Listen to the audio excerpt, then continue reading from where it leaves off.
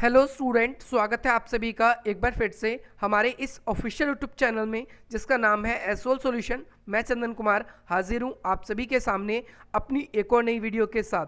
So guys, आज की ये नई वीडियो हमने आप लोगों के लिए इसलिए बनाई है क्योंकि बहुत सारे स्टूडेंट्स ऐसे हैं जो अब अपना ओपन बुक एग्जामिनेशन देने वाले हैं, स्पेशली जो एसओएल की ओर से अब ऑर्गेनाइज हो रहे हैं आप लोगों के नवंबर और दिसंबर। आज जो मैं ये वीडियो रिकॉर्ड कर रहा हूँ, आज 30 नवंबर 2021 है और आज बहुत सारे स्टूडेंट्स का पेपर है। आज की इस वीडियो को बनाने का पर्पस आप सभी को मैं पहले ही क्लियर कर देना चाहता हूं, क्योंकि बहुत बार एसओएल की जो वेबसाइट है वो ज़रूरत के समय पर, जैसा कि आपका ओपन बुक एग्जामिनेशन है, उस दौरान पर बहुत ही ज़्यादा सर्वर डाउन चला जाता है या सर्वर हैंग आता है एसओएल का, और जिस वजह से बहुत सारे स्टूडेंट्स को दिक्कत होती है। आई एम श्योर आप लोगों ने 2020 में मार्च के महीने में जब अपना ओपन बुक एग्जामिनेशन दिया था, जो बच्चे अब थर्ड सेमेस्टर में देने वाले हैं उन्होंने फर्स्ट सेमेस्टर का ओपन बुक एग्जामिनेशन दिया था, और वे सभी स्टूडेंट जो फिफ्थ सेमेस्टर के अब ओपन बुक एग्जामिनेशन देने वाले हैं उन्होंने थर्ड सेमेस्टर में ज़रूर दिया था।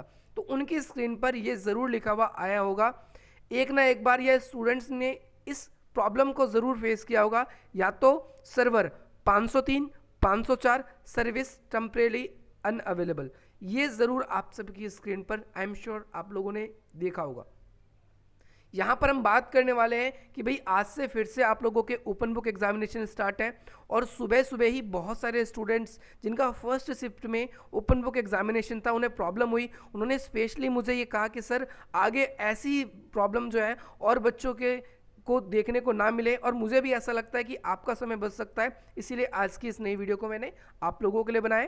ये वीडियो सभी स्टूडेंट्स के लिए है, चाहे वो किसी भी कोर्स के हों। चलिए ज़्यादा देर न करते हुए आज की अपनी इस वीडियो को हम स्टार्ट करते हैं। सबसे पहली बात तो आप सभी को क्या करना है, अगर आप सभी के एग्ज़ाम टाइम पे या एग्ज़ाम से पहले आप सभी की स्क्रीन पर अगर ऐसा कुछ भी पॉपअप होकर आता है कि 503 या 504 सर्विस टेम्परेरी अनअवेलेबल, अगर ये लिखा हुआ आता है तो आप लोगों को सिंपली फॉर्म में मैं आप लोगों को बता दूं कि ये आप लोगों के लिए कब कब आएगा, और जिस जिस सिचुएशन में आपके सामने आएगा तो उसका एक परफेक्ट सॉल्यूशन क्या हो सकता है, आप कैसे उसको रिसॉल्व कर सकते हैं। क्योंकि आप सभी को पता है लिमिटेड टाइम मिला है और सर्वर बहुत ज़्यादा परेशान करता है। एसओएल तो डायरेक्टली आप लोगों को कह देगा कि आपकी इंटरनेट कनेक्टिविटी अच्छी नहीं थी, जिस वजह से ये नहीं हो पाया। हालांकि हम सबको पता है कि एसओएल का सर्वर इतना अच्छा नहीं होता, जिस वजह से बहुत सारे स्टूडेंट्स को दिक्कत होती है। और हर साल अब की बार लगातार 2019 के बाद में ये तीसरे साल ओपन बुक एग्जामिनेशन ऑर्गेनाइज हुआ है, 2019 में, 2020 में और ये अब 2021 में भी।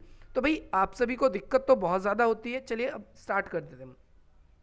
यहाँ पर सबसे पहली बात तो आप लोगों की स्क्रीन पर ये कब पॉपअप आएगा, तो तीन ही सिचुएशन में आएगा। सबसे पहला, जैसे आपका पेपर 2:30 बजे स्टार्ट होने वाला है, तो आप लोगों को क्या होगा, जब भी 2 बजे के बाद से ही आप अपने स्टूडेंट डैशबोर्ड में प्रवेश करेंगे तो आप लोगों की स्क्रीन क्या होती है, एकदम से ही वाइट कलर की ऐसे आ जाएगी और उस पर ये लिखा हुआ आ जाएगा सर्विस इज़ नॉट अवेलेबल, या फिर 503, 504 सर्वर सर्विस टेम्परेरी अनअवेलेबल। ऐसे तरीके से आप लोगों की स्क्रीन पर ये लिखा हुआ आ सकता है। तो पहली सिचुएशन ये होगी कि भाई आप लोग अपना जो भी स्टूडेंट्स अपने पोर्टल में, यानी अपना जो ओबीई का पोर्टल है जो कि स्टूडेंट। सो गाइस, सबसे पहली बात तो ये कि आप लोगों को प्रॉब्लम कहाँ हो सकती है, सबसे पहली चीज़ मैं ये आप लोगों को क्लियर कर दूं। सबसे पहली प्रॉब्लम आप लोगों को तब होगी जब जैसे आप लोगों का जो पेपर है वो एग्ज़ाम स्टार्ट मान के चलो 2:30 बजे पेपर शुरू है, या मॉर्निंग शिफ्ट में आप पेपर दे रहे हो, आपका सुबह 9:30 बजे पेपर स्टार्ट है, जिस भी समय पर स्टार्ट है पेपर का टाइम, तो आप अगर उसी समय अपने स्टूडेंट डैशबोर्ड को ओपन भी करने की कोशिश करोगे तो वो ओपन भी नहीं होगा। तो सबसे पहला सॉल्यूशन इसका ये है कि भाई आप स्टूडेंट डैशबोर्ड में आप आधे घंटे पहले ही लॉगिन करके रख लें। सभी स्टूडेंट्स के लिए ये मेरी रिक्वेस्ट है, लॉगिन करके रख लें। लॉगिन करने के बाद में आप सभी को पता है कि क्वेश्चन पेपर डाउनलोड करने का ऑप्शन पूरे टाइम से ही खुलेगा, और स्टूडेंट डैशबोर्ड के थ्रू ही आप वहाँ जाते हो, या फिर आपने अपना एडमिट कार्ड डाउनलोड कर रखा है तो वहाँ के थ्रू भी आप डायरेक्टली देखो, ना केवल स्टूडेंट डैशबोर्ड में आप अपना प्रवेश करके रखें। पहली चीज़ ये। दूसरी चीज़ आप लोग क्या करें, पहली चीज़ तो ये करनी है, दूसरी चीज़ आप अपने ओबीई के पोर्टल में भी लॉगिन कर लें। सेम टाइम में दोनों जगह पर आप लॉगिन करके रख लें। अब आप बोलेंगे आप सबको फ़ोन चलाना आता होगा, आप सब एक काम करें, गूगल क्रोम में कई सारे टैब ओपन हो जाते हैं, तो आप एक टैब पे क्या करिए, स्टूडेंट डैशबोर्ड ओपन कर लीजिए, और दूसरे टैब के अंदर उसी के अंदर आप क्या कर लीजिए, आप अपने ओबीई के पोर्टल के अंदर लॉगिन हो जाइए। तो पहली प्रॉब्लम आपकी ऐसी रिसॉल्व हो जाएगी। आप लोगों के सामने लॉगिन करने में आपको दिक्कत नहीं होगी। दूसरी दिक्कत आप लोगों को कब हो सकती है मैं आपको बता देता हूँ। दूसरी प्रॉब्लम आपके सामने तब आएगी जब आप लोग अपना क्वेश्चन पेपर डाउनलोड करेंगे। उस समय आप लोगों ने अच्छी तरीके से अब भाई लॉगिन भी कर लिया, आप कर भी लोगे।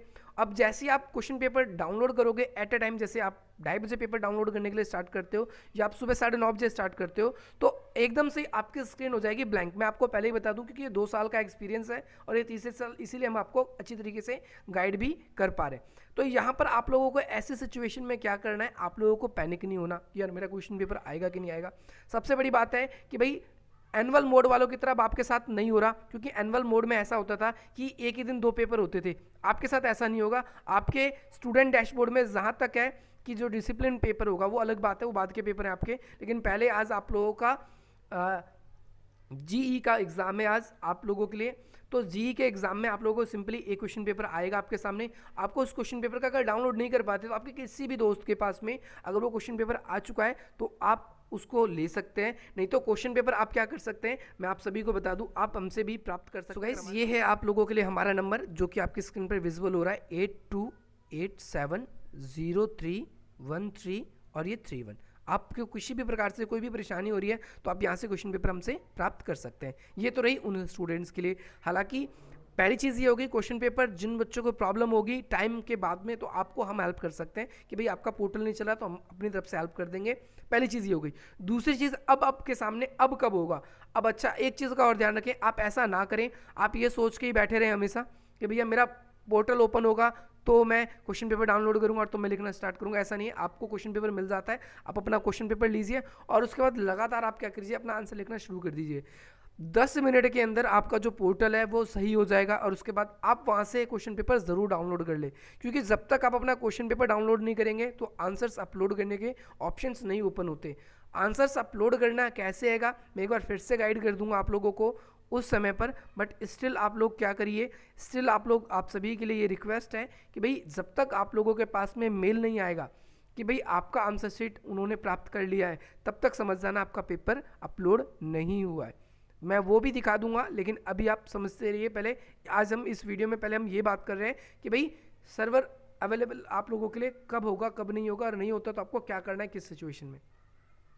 अब आते हैं सबसे लास्ट सिचुएशन में, जो सबसे ख़राब सिचुएशन होती है।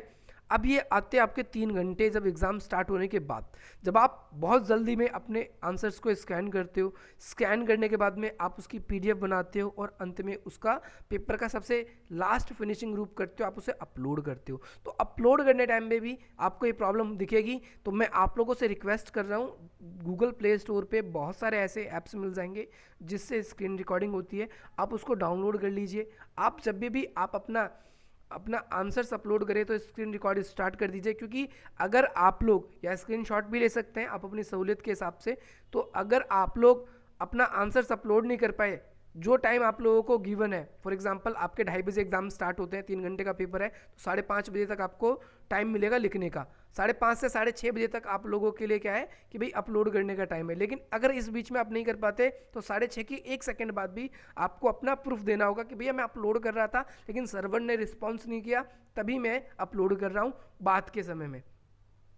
अगर उस समय भी सर्वर काम नहीं करता तो एक और आप लोगों के लिए बताया गया है कि भाई आप अपना जो पेपर है वो उनको ईमेल के थ्रू भी भेज सकते हैं, परंतु सबसे पहले प्रायोरिटी जो है उनकी, उन्होंने डायरेक्टली अपनी जो एडवाइजरी थी उसके अंदर बता दिया था कि पहले हम पोर्टल को चेक करेंगे और पोर्टल के बाद हमें लगेगा कि आपको सचमुच में दिक्कत हुई थी तो ही हम आपका चेक करेंगे, अन्यथा नहीं। तो बहुत सारे स्टूडेंट्स ऐसी भी गलती करते हैं, 2 आंसर यहाँ पर अपलोड कर दिए, 1 आंसर उधर से भेज दिया, तो ऐसी गलती ना करें। दूसरी चीज़, जो ईमेल भेजेंगे स्टूडेंट्स उन लोगों के लिए खास मैं बात भी बताना चाहूँगा, क्योंकि यहाँ पर तो आपका एक आंसर 7 MB से अधिक नहीं होना चाहिए। बहुत सारे स्टूडेंट्स लास्ट ईयर फेल भी हुए थे, उसका एक ही रीज़न था, उसके बारे में मैं आपको एक अलग से वीडियोस में मैं आप लोगों को इस वीडियो के एंड में वो वीडियो दिखा दूंगा, या वीडियो के डिस्क्रिप्शन बॉक्स में भी आप देख सकते हैं। आप उसके थ्रू जाकर उस वीडियो को चेकआउट करिए, आप उसको अच्छी तरीके से देखिए बच्चे क्यों फेल होते हैं, उसका एक रीज़न आपको मिल जाएगा। यहाँ पर ये सिचुएशन बन जाती है अगर आपके पास में 25 MB से ज़्यादा की अगर कोई भी चीज़ आप ईमेल कर रहे हो तो वो सीधा ड्राइव में जाता है, और बहुत सारे बच्चे देखो पता नहीं होता, और बहुत सारे बच्चे ड्राइव में जाने के कारण क्या है, वो आपसे ऑप्शन पूछता है कि भाई इस ड्राइव को कौन ऑप्शन ओपन कर सकता है, नो वन। तो बहुत सारे बच्चे बिना देखे नो वन कर देते हैं और उस पीडीएफ को कोई भी और ओपन करके नहीं देख पाता, जिस वजह से आपको कई बार फेल कर दिया जाता है। बच्चे बोलते हैं हमने मेल किया था, हमारे पास मेल भी सुरक्षित है, पर उसका उस समय पर कोई भी लाभ नहीं होने वाला है। तो आप लोग पहले ही समय से, टाइम से अपना काम करिए। दूसरी चीज़, आप आंसर लिखने टाइम एक चीज़ ज़रूर कर लेना, आप सभी स्टूडेंट से मेरी रिक्वेस्ट है कि भाई जैसे जैसे आप आंसर लिखते जाएं तो अपने किसी मित्र को, अपने किसी दोस्त को, अपने किसी भाई बहन को साथ बिठा लेना। आप एक पेज कर लिया, वो अगले पेज को स्कैन कर ले, ताकि ये काम 3 घंटे के भीतर ही हो जाए। क्योंकि सर्वर के भरोसे बैठ गए तो आप राम भरोसे बैठिए, क्योंकि आपका पेपर फिर हो सकता है आपके हाथों से निकल जाए और आप फेल भी हो सकते हैं। और एक एक जो आगे भविष्य में जिस हिसाब से भारत की स्थिति सुधर रही है और कोविड के विरुद्ध हम जंग जीत रहे हैं, तो भविष्य में ऐसा भी हो सकता है कि 6th सेमेस्टर आप लोगों को ऑफलाइन जाके देना पड़े, और जो आप लोगों के लिए बहुत ही ज़्यादा मुश्किल होगा, क्योंकि अब तक आपने एसओएल का एक भी एग्ज़ाम ऑफलाइन नहीं दिया है।